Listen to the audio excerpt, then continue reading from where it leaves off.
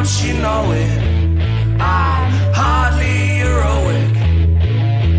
Baby, let's roll it, 'cause I'm hardly heroic. Baby, don't you know it? I'm hardly heroic. A Bloodbath in the Border Princes. The beginning, the end. Story 1. The Princess Folly. When Prince Illithane awoke, it was to the smell of salt in the air and the sounds of arms clashing.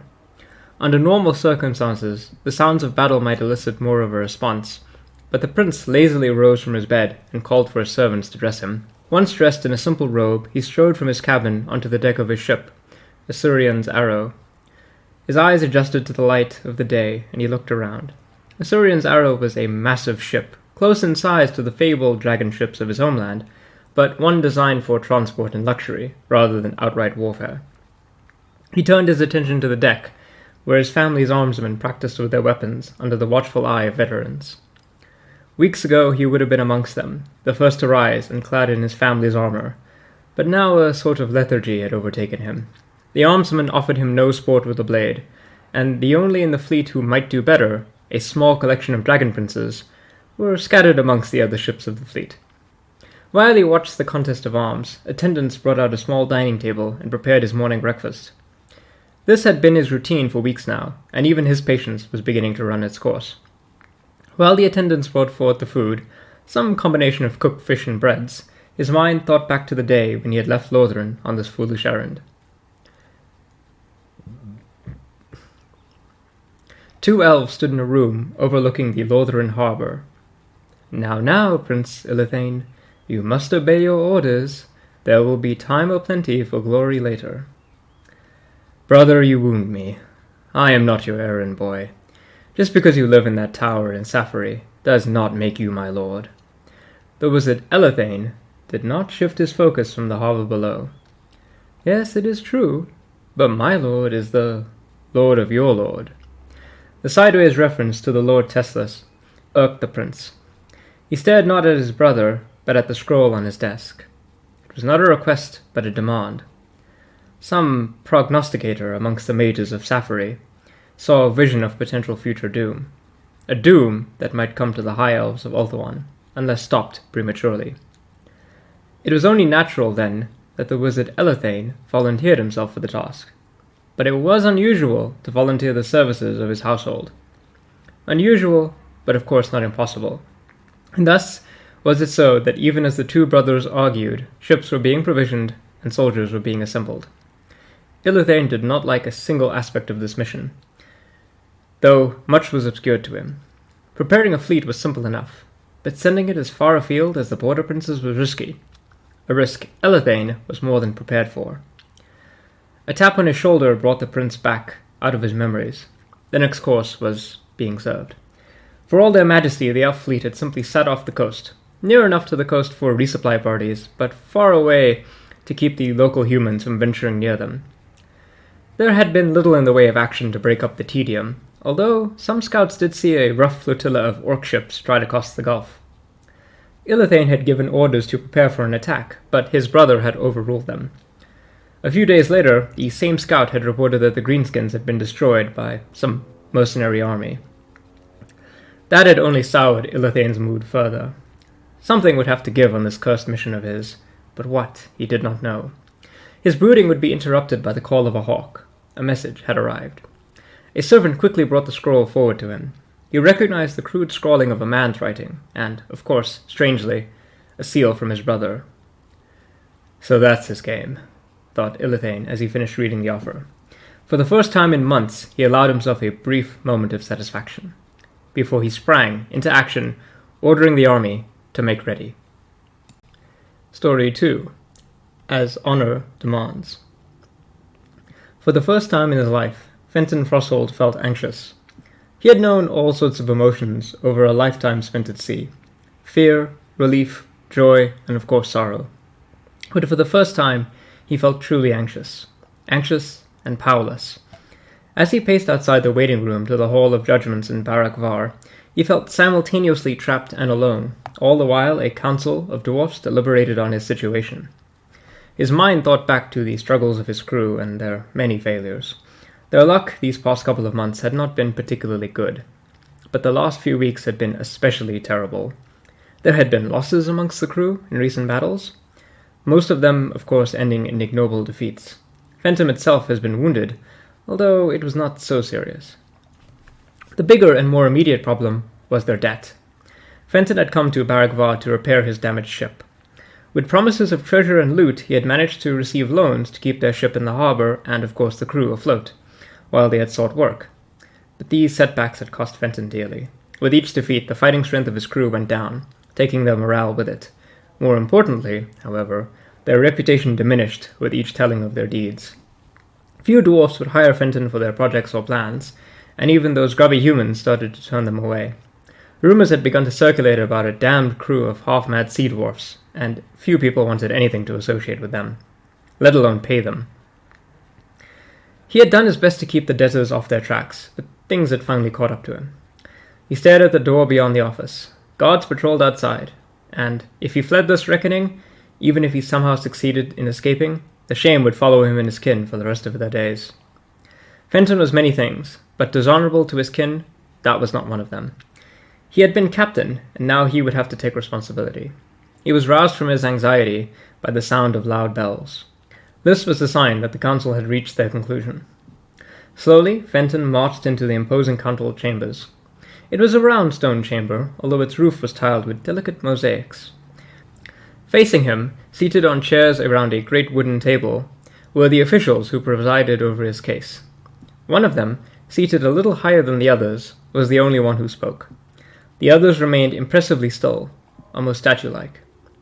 Fenton Frosthold, you have come before this tribunal to face charges of dishonorable conduct. We have received numerous complaints of unpaid debts and false promises, with the intent to deceive. How do you answer to these charges? Fenton stood forward, moving into the middle of the room. As he did, some of the things he thought were statues revealed themselves to be fully armored dwarfs in the pale candlelight of the room. Not guilty, my lords. I have always intended to pay my debts. This produced some grumbling from the officials. You are due on several weeks' worth of debts. Where is your collateral? How shall you pay these, then? As I understand it, your crew and your ship are in shambles. Fenton wanted to interject, but one look from the guard stopped him. We received reports of your struggles in the field. You have garnered a reputation as a most unreliable mercenary. The implications of these words hung in the air. Fenton's old Neagle defenses were flimsy, he had to admit. In the end, his fate was sealed. For violation of your obligations, you and your crew are forfeit. We will take possession of what remains of your ship, and you and your crew shall be indentured to Baragvar, until such time as your debts are paid. Guards, seize him! He punctuated his sentence with a smack of a gavel, and almost instantly, the statue-still guards sprang to life and grabbed Fenton. He would have had more success in shoving a mountain than in breaking free, and he felt himself slump over, defeated. That was, of course, until a desperate idea came to mind. "Wait!" he shouted. More out of surprise than anything else, the guards stopped moving, although they still held on to him. The officials regarded him curiously. "I wish to take the oath. If I take the oath, then you cannot condemn my crew. Take the scroll if you must. But please, spare my crew. I will take the Slayer's oath and pledge whatever glories I can earn to this city with my life." This was a great surprise to the officials. Fenton gave no indication of his desire to die in battle, but after a swift deliberation, the officials accepted. It was decided then. Fenton Frosthold would be no more. Losing his name and his material debts, Fenton would now have to earn his redemption in death, as Fenton the Slayer. Story 3. The Love of Family. They had stabbed him. He ran through the night desperately. The fall from the castle had been severe, even to one of his kind, but it was the knife wound that hurt the most. Not literally, of course, for even now his supernatural constitution had begun to close the wound. It was the emotional damage of his sister's betrayal that had been punctuated by the knife wound. Luckily, the servant had been slightly off in their aim, or Silvano would have perished. His first thought, however, was for his sister, that some betrayal had come before them. But as he turned to face his attacker, his face dropped to see Sylvia staring with a malicious grin on her face. He had killed the assassin, one of their family retainers, with a punch that had broken the feeble man's spine. Before he could make sense of the attack, more assassins burst into the room and formed up around Sylvia. Instinct took over from his rapidly rising rage, and he flung himself from the window. The fall had been long. Unlike Sylvia, Silvano had never mastered the art of body transformation. Those who would have expected him to transform himself into a bat would be sorely disappointed. Instead, he tumbled from the window onto a lower parapet, and then leapt over that onto the courtyard below. The fall had injured him, but he was still strong enough to recover, and more importantly, strong enough to run. His dream of storming back into the castle and throttling the life from his treacherous sister, however, had to wait. Even though he was healing, it seems like the whole household had rallied behind his sister. He might have a few loyal servants, but not enough to openly challenge Sylvia. Though it pained him to admit it, it would be easier to flee into the night and regroup, than to give his life pointlessly for his revenge. Thus, Silvio the vampire ran into the night, dark thoughts of vengeance smoldering like ashes. Sometime later. Rodolfo never liked walking much these days. He had remembered a time when he could have kept pace with a herd of sheep. But these days, even the most obstinate mule would walk faster than him. He hated it, but stubbornness willed him onward. Normally he would have sent one of his sons, but with the harvest coming in so soon, they were needed in the fields. "Let an old man take a simple walk," he said, as his sons watched him depart in the morning. At least the midday sun had yet to arrive. It had been a simple message, one Rodolfo had barely been able to read, that had sent him up the winding pathway that morning. The message had been hastily copied by one of his sons from a similar one in the village taverna. It was a message that promised enrichment, and most importantly, safety. Normally on the westernmost side of the border princes, recent upheavals in the area had frightened the peasantry. Tales of marauding bands of chaos warriors had been spreading. Rodolfo even heard that several villages had been burned down. Paolo, the local village layabout, had claimed that the distant Ackendorf had been burnt to cinders. All lies, of course. Paolo had always been one to fancy tall tales after a few pints. Still, when the boys had produced a small handful of copper coins, Rodolfo paid attention. A hunched man had given them as a gift, more of an enticement, to hear out the message in person. If nothing else, it would prove an ideal distraction. As he walked, Rodolfo began to hear familiar voices and sounds. It reminded him of the village. As his ears adjusted on the path, he could hear the sounds of people hard at work, probably in a quarry of some kind. It was then that a strange hunched man came up to him, while he began to approach the strange village's gate. There had been no village this high up in the mountains last summer, so it seemed all the more mysterious. "Ah, my good man, you have come after the master's summons." The man arched his hands in his robe, in a way that reminded Rodolfo of a priest. He leaned a bit on his walking stick as he regarded him. "Of course. Let us get into the shade. Please, come this way." He gestured to a small room built into the side of the gate, and he went inside. "So, what of this master of yours?" The man, who introduced himself as Hermann, laid out some small parchment on a table. "My master, formerly of Tylea, has become the new lord of these lands." Rodolfo was not aware that this part of the border princes even had an owner. "While he has gold, he lacks for manpower, and thus he has started to recruit locals to join into his domain. I am sure you saw the village on your way up.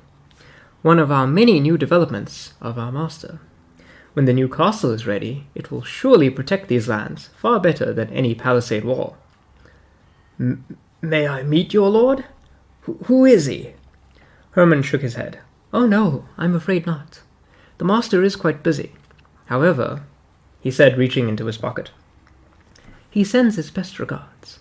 Rodolfo's eyes grew wide upon seeing a pile of silver coins. Yes, he thought to himself, this would do nicely. Many months later, Rodolfo walked through the new village. In the months since, several more families had moved under the care of their strange new lord Silvano. He walked past strange robed guards who covered their entire faces, and who stood watch over a very macabre sight. It was a gallows, and upon it hung the strange furry corpses of weird rat-like beastmen. No stranger to war and violence, Rodolfo thought of how the guards had been catching and killing these weird creatures in the middle of the night. He nodded silently in approval as the guards stood their silent vigil, as per Lord Silvano's orders. There was anticipation in the air as Rodolfo walked past serfs carrying supplies and dragging along sacks. This, too, was something that he was no stranger to as well. Rodolfo knew the signs. Lord Silvano was preparing for a siege. Story 4. The Blood Pact. Colgir felt impatient. Unlike his bodyguard of Bestigors, who stood unusually still for beastmen, he paced around the ritual circle. The raven had come back some time ago, and as agreed, Colgir had come to the meeting spot. He was no fool, of course. Along with his bodyguard, Colgir had several more soldiers secreted in the woods, in case of an ambush.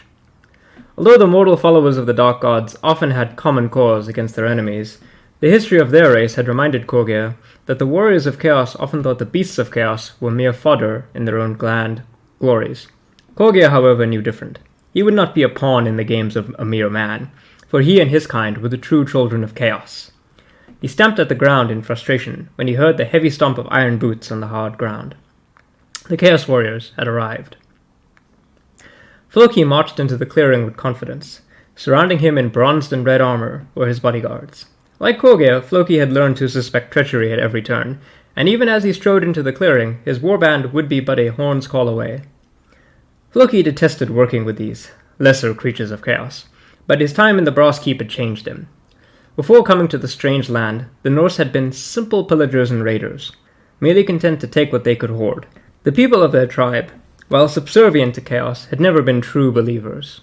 But war changes people, and his time at war changed him and his followers immensely. Scarred by battle and ritual tattoos, his warriors had felt the power of corn suffuse their bodies.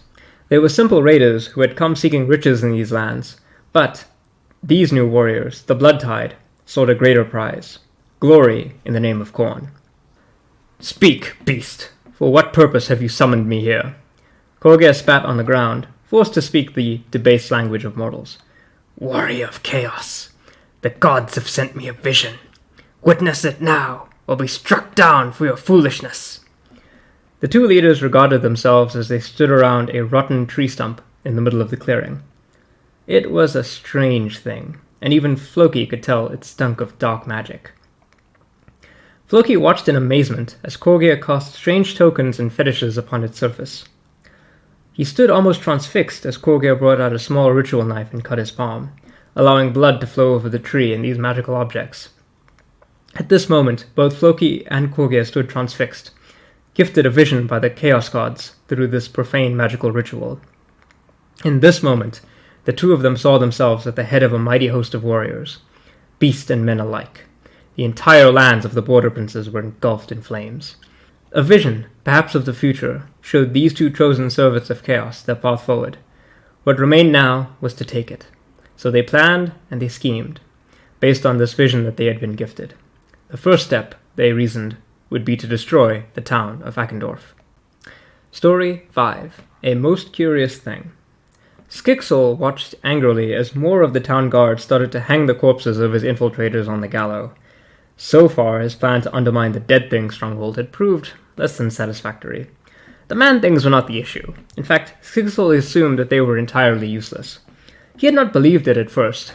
When the warlord of Festerspike had sent him and his followers on a fact-finding mission to the mountains, he had expected a small settlement, maybe a few houses. Instead, the beginnings of a small town had sprung up in these mountains. Their mountains! The Skaven had claimed these lands many years ago, although they had never formally found much use for them. In the way that Skaven often are, now that something has been deprived from them, they want it the most. So, Skixel sent in spies to assess just how the Man-Things had built their town under the snouts of the Skaven. The answer had surprised him. It was not, for the most part, Man-Things, or at least, they were no longer alive.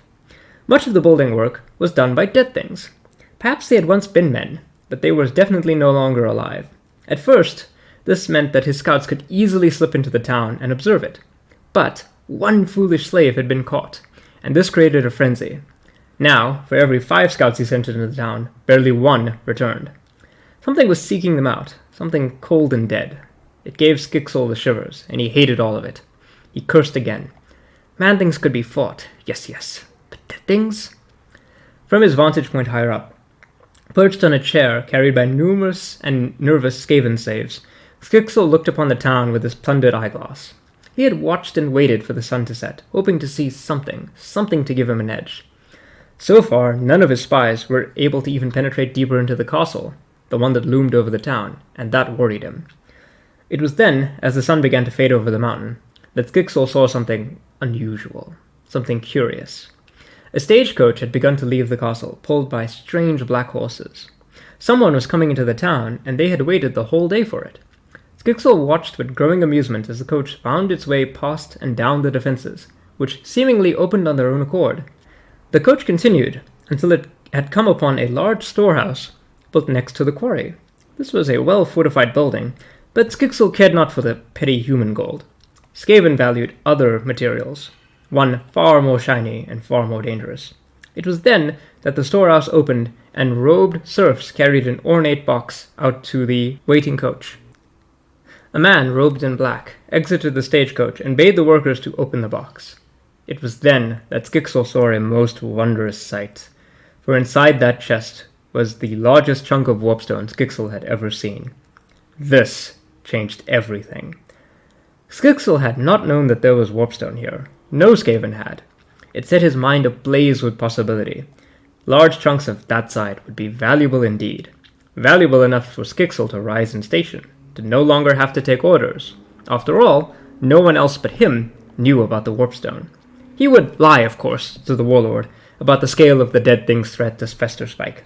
Then, when all the dead things were dead for the second time, he would ask for the worthless land, and then he would start a mining operation of his own.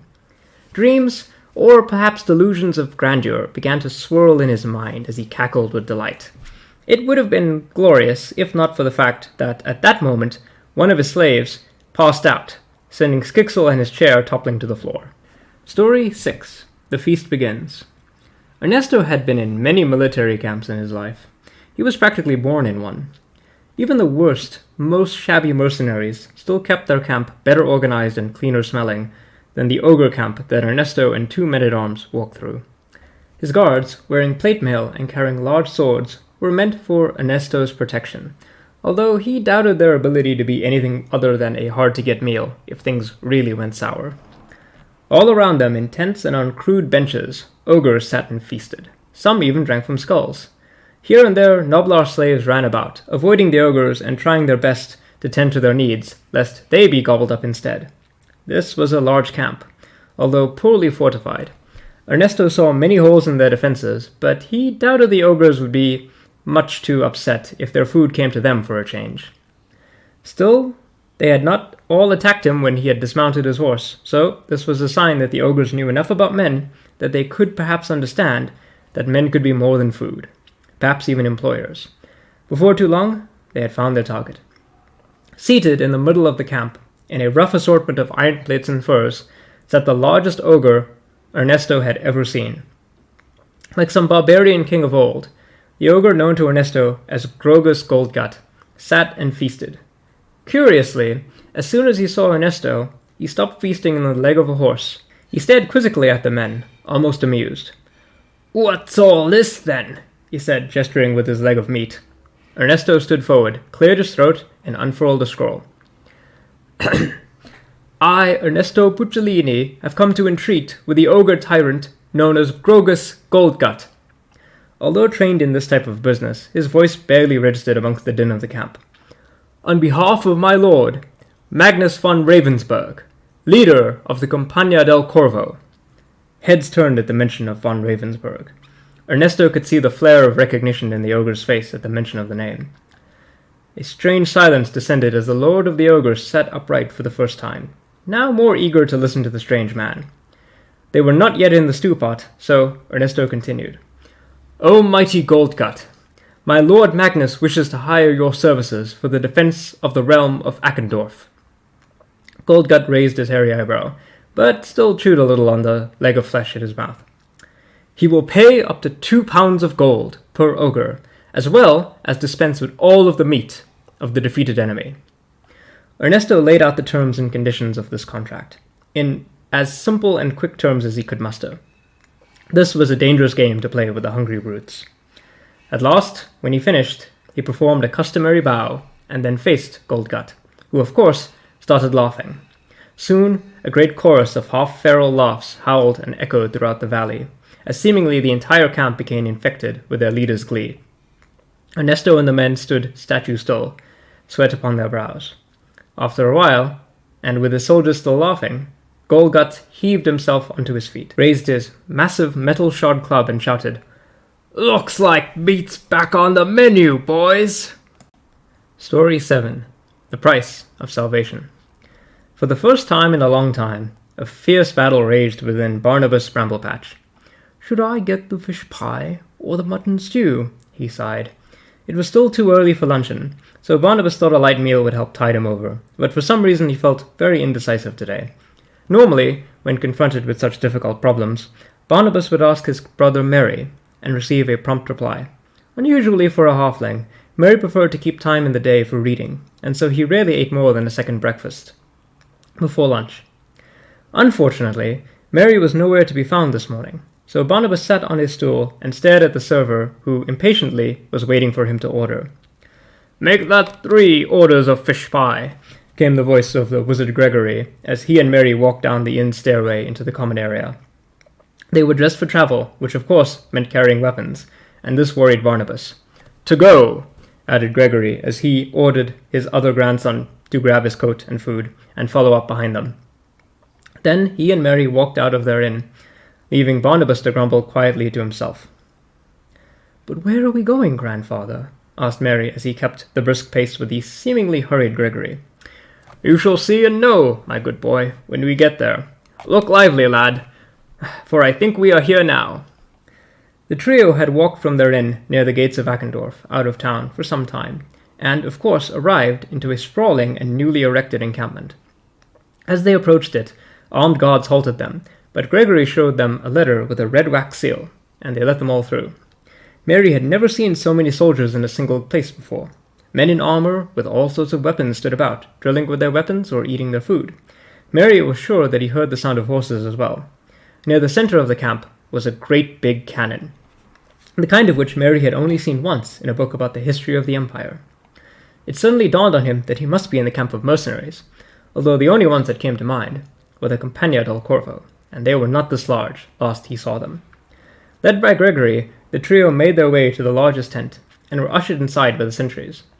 There stood over a map, surrounded by other men, was a man in full plate armor. "Magnus von Ravensburg," shouted Gregory as he jostled past some servants bringing food.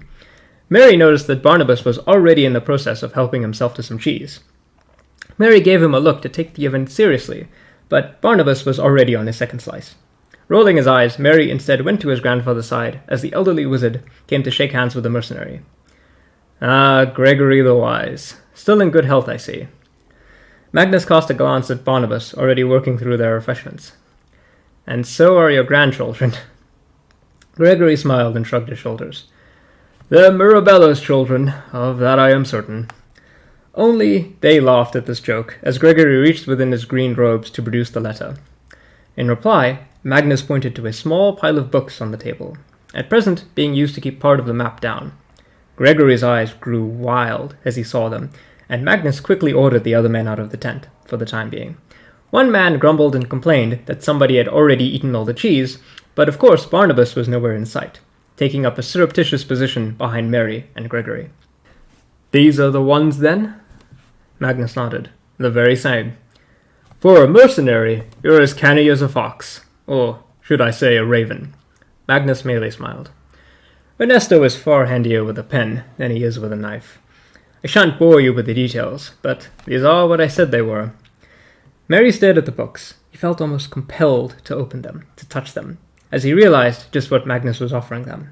Their entire quest, the suffering and the heartache of months of travel, stood simply on the table in front of him. He reached for the books, but Gregory stopped him. "They're not ours yet, lad. Magnus has not named his price." At that, Mary dropped his hand. Of course there would be a price. His time in the Border Princes had taught him much about the wider world. The first lesson was that little was given for free. Now he understood the meaning. Magnus had heard of the halflings and their little quest, and yet somehow acquired their ledgers. This was their meeting to bargain for it, although with what, Mary did not know. The halflings had largely dispersed as a military group. They had struggled against beastmen and monsters, and now they had kept to the city of Akendorf as cooks and other servants. It had hardly been a glamorous adventure, but it had kept them out of danger. Of course, Mary had hated this, as he felt that their quest grew ever more impossible with each day spent in Akendorf. But when faced with the prospects of surviving in the wilderness, he had stayed close to his grandfather and brother, and he had found some small work as a clerical aide to the town sheriff. Magnus looked upon the halflings with a curious eye. When Nesto had confirmed his suspicions about the halflings, Magnus had been dealing with more important matters. Now, facing the eve of potentially the most important battle of his career, Magnus had to weigh up his options. "Yes, I have not," he said. He gestured to the map. The three halflings looked down. There were several tokens scattered across it. From his knowledge, Mary knew it was a map of the city of Akendorf, and perhaps the surrounding area. He did not like all the tokens gathered around it. "It doesn't seem like it, but the city of Akendorf is in grave danger. My scouts tell me that a massive army is headed to the city. Within weeks, there will be a battle, perhaps a very long siege. And of course, I am without a wizard." He let the words hanging in the air. At once, Barnabas and Mary turned to their grandfather, who seemed strangely calm. "I have sensed the tides of chaos upon the winds. A foul sorcerer of great power is coming here. This camp is large, and your army mighty, sure, but I have yet to see a wizard." Magnus nodded solemnly. This was the price for their salvation. The halflings would get their ledgers, and, of course, be able to return home. But Gregory would need to assist Magnus in a battle of truly great proportions, one he was probably not likely to return from. The unasked question hung in the air. "I'll do it." Both Barnabas and Mary turned to their grandfather and clutched at his hands. "I'll do it, but you must ensure that my grandchildren are taken to safety. We will not have long before their foul net closes upon the town." Magnus nodded. "Grandfather, no!" cried Mary and Barnabas. "Let us stay." Mary thought of himself and his fire magic. He had not cast a spell since that horrid day on the boat. Barnabas had held no weapon more strenuous than a fork in weeks. They would make for poor soldiers indeed, if a battle this serious were to come to pass.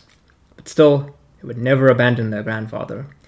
Gregory looked at his grandchildren, brave halflings, but no fighters really. He was worried about their safety, and the safety of their other kin. A dark day would be coming to Akendorf soon, and perhaps the entirety of the border princes, and he felt that he ought to spare them all of it. He was about to say something when a man burst into the room, shouting for Magnus. "Captain Koningsmark, whatever is the matter?" Koningsmark panted for a second. The strain of running in his armor was more than he was used to. "It's chaos. They're attacking."